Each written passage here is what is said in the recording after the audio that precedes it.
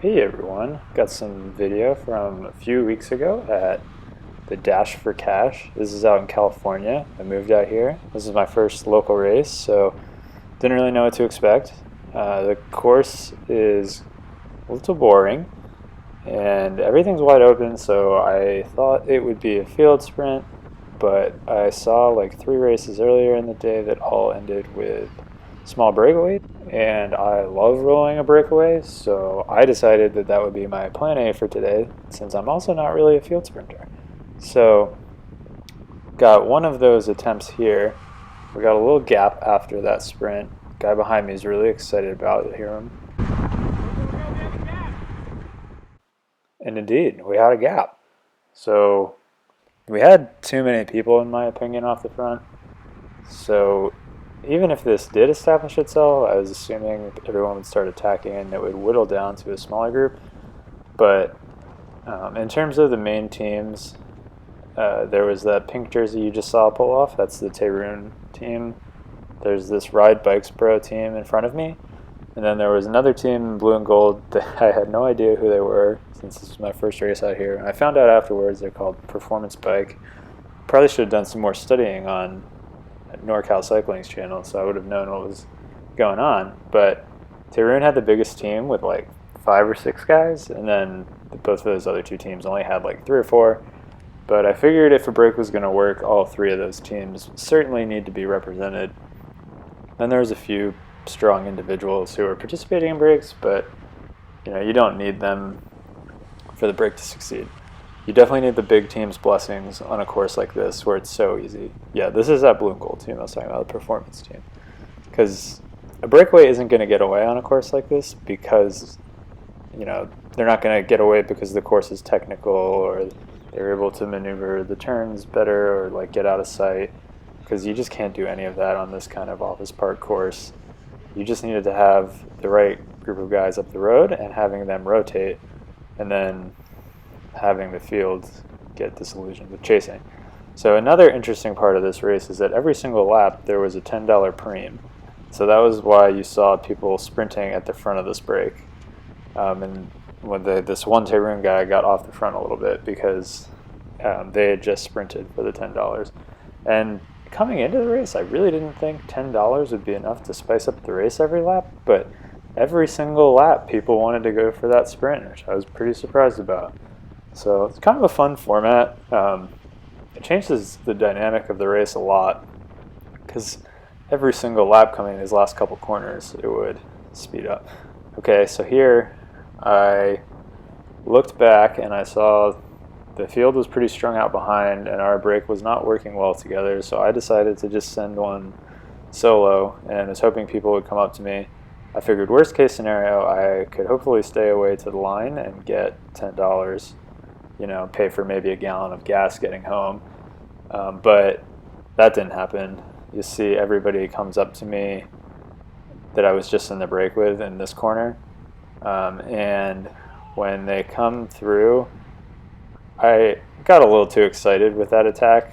I had kind of been noticing that after attacks I was recovering a lot better, compared to racing in Colorado, just being at sea level.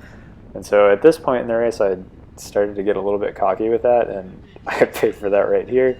I could not get back on the group and was panicking here. But I looked back and everybody was like broken up in ones and twos behind. So I was like, and I was really kicking myself. I was like, oh, I hope this isn't a pivotal moment, like where the race splits. So I still wasn't ready to get back in when those first guys came by. So I slotted in after this gap that you see here because I didn't want to slide too far back in case the field split or something. Although that's what I was thinking in my head at the time, but watching the video, I did let a lot of guys go past me. Okay, yeah, here's the wheel I finally pick up. I was really kicking myself, but we found out, see shortly, everything comes back together and it's okay.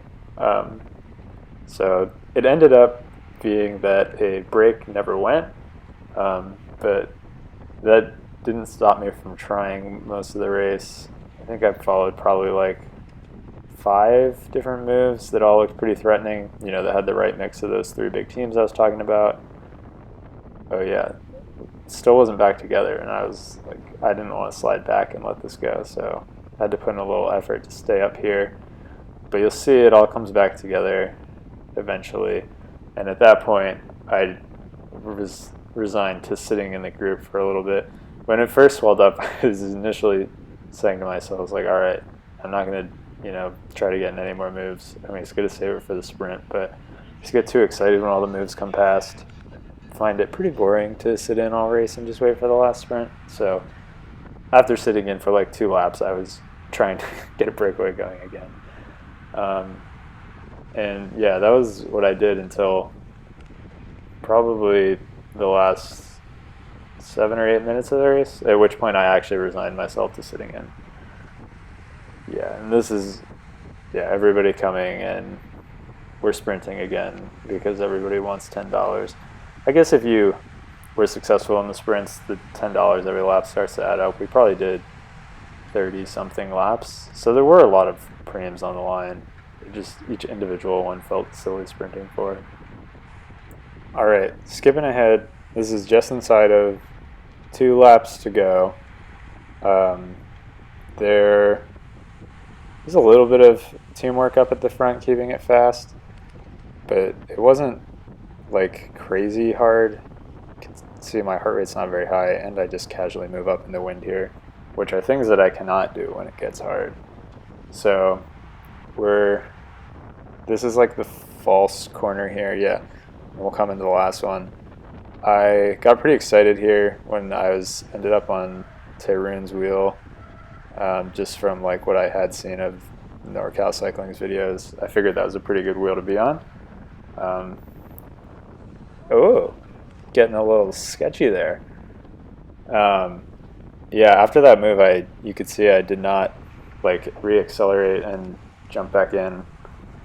Like watching this back, I'm wishing I'd been a little bit more aggressive there and jumped around that guy quicker to save the spot. But I think in the back of my head, I was thinking Tulsa's in 1 week, and I'm way more excited about Tulsa Tough than I am about this Office Park crit, so I'd rather not lose some pavement. You know, I'm going to lose enough skin at Tulsa. Don't need to get started a week early. So this is 1 to go. You can see Tyrrell's kind of on the right, and the performance guys are lined up on the left. And I think the performance guys ended up winning. And up here, I kind of had a decision to go right or left. And I ended up not really doing either. I should have gone, you know, picked a side. I like where the Durango kid is here. Sitting on that performance train would have been a good spot. Or getting more aggressive for the Tyrrell train also would have been a good spot. But instead I just kind of sat back and was indecisive and then decided too late. Oh well. So this is like a really long back straight here. It looks like there's a 4th corner, but it's such a gentle bend that so this was kind of just a long straightaway to set up the sprint. So this felt more like a big road race sprint than a criterion finish because, you know, there weren't any like technical corners on the run-in. And see those performance guys are long gone. They made a big move up the left side that I really should have followed. Would have been a good wheel. Instead, I'm just like in the wash here, way too far back to do anything. That's my special in the sprint finish. Because usually I've wasted my legs at this point. I actually had a pretty good snap to start the sprint, I feel like, for me at least, but I needed to position myself a whole heck of a lot better than I did. So, you know, maybe I'll do that next time. But thanks for watching.